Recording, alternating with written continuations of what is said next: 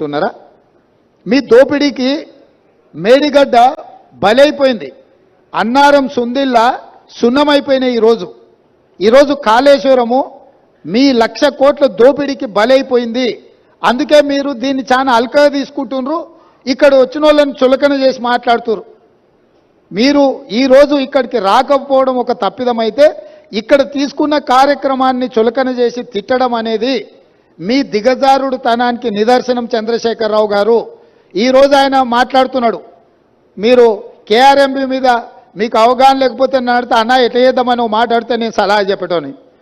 అయ్యా, శాసనసభలో చర్చ పెట్టినాం, సలహా చెప్పమని అడిగినాం.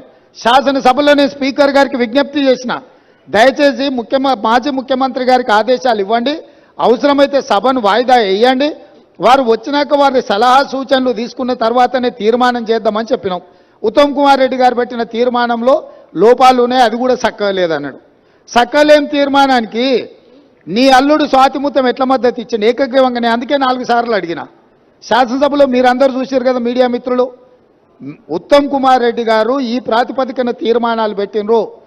దీనికి టీఆర్ఎస్ పార్టీ వైఖరి ఏందో స్పష్టంగా చెప్పండి అని అంటే, హరీష్ రావు గారు మాజీ సాగునీటి పారుదల శాఖ మంత్రిగా, కేసీఆర్ కుటుంబ సభ్యుడిగా స్పష్టంగా ఈ తీర్మానానికి సంపూర్ణమైన మద్దతు పలుకుతున్నా అని చెప్పిండు. అప్పుడే నేను లేచి ఏం చెప్పినా, వీళ్ళు మాట్లాడేదానికి ఏం విలువలేదా చంద్రశేఖరరావు, ఇవి విలువలేని మాటలను కొట్టిపడేస్తాడు, ఆయననే యజమాని, ఆయన ఓనర్, ఆయన వచ్చి చెప్తే తప్ప దీంట్లో విషయం లేదని నేను చెప్పిన. ఇవాళ సరిగ్గా నల్గొండలో అదే మాట్లాడండి. ఏం తీర్మానమే? దిక్కుమాలిన తీర్మానం, దాంట్లో ఏమైనా విషయం ఉందా? అదో పనికిమాలిన తీర్మానం, ఆ తీర్మానానికి వీళ్ళందరూ మద్దతు అని. మరి ఒకవేళ తీర్మానంలో లోపాలు ఉంటే మీరు వచ్చి సవరించేది ఉండే. లేదు, మీ ప్రతినిధిగా మాట్లాడిన హరీష్ రావు గారు ఇది తప్పు, ఈ తీర్మానంలో లోపాలు ఉన్నాయి, దీన్ని సవరిస్తున్నామని తీర్మానం సవరించి ప్రతిపాదించేది ఉండే. నేను చెప్పింది చెప్పినట్టుగా హరీష్ రావు గారు లాంటి వాళ్ళకి ఆ పార్టీలో విలువ లేదు, వాళ్ళ మాటల పట్ల విశ్వాసం లేదు. అందుకే చంద్రశేఖర్ రావాలని మేము అడిగినాము, మీరు రాలేదు. ఇవాళ అంటున్నాడు ఆయన, ముఖ్యమంత్రి గారు అఖిలపక్షాన్ని ఢిల్లీకి తీసుకెళ్లాలని.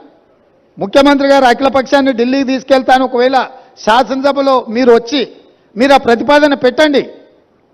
మా ప్రభుత్వము వినడానికి, ప్రజలకు మేలు జరిగే విధానాలు చేపట్టడానికి స్పష్టంగా ఒక స్పష్టతతో ఉన్నది. మీరు నల్గొండకెళ్ళి గక్కడేదో సభ పెట్టి దిక్కుమాలిన మాటలు మాట్లాడే కంటే శాసనసభ జరుగుతుంది. ప్రధాన ప్రతిపక్ష నాయకుడిగా 10 సంవత్సరాలు ముఖ్యమంత్రిగా పనిచేసిన మీరు, 20 ఏళ్ల నుంచి తెలంగాణ కోసం కొట్లాడినని చెప్పుకునే మీరు సభకెందుకు రావడం లేదు?